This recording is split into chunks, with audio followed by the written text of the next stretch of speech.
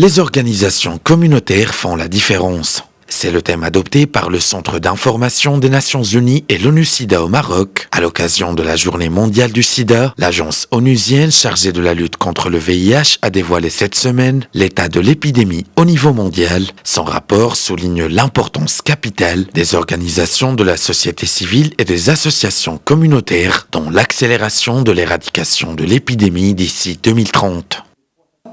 C'est un rapport qui a été lancé mardi dernier à Nairobi par la directrice exécutive de l'ONU-SIDA et qui met en évidence le rôle très important des associations, des organisations de la société civile et des organisations communautaires dans le domaine de la lutte contre le sida pour pouvoir atteindre les objectifs qui ont été définis au niveau international, notamment l'accélération de la riposte au VIH d'ici à 2020.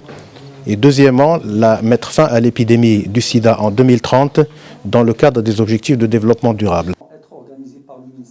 En présence des représentants des ministères de la Santé et d'organismes compétents des Nations Unies, la réunion a été marquée par la présentation du rapport mondial sur le sida 2019, l'occasion également de mettre en valeur les progrès réalisés dans la lutte contre le fléau à l'échelle nationale. L'infection VIH n'est plus une maladie mortelle, c'est considéré comme une maladie chronique.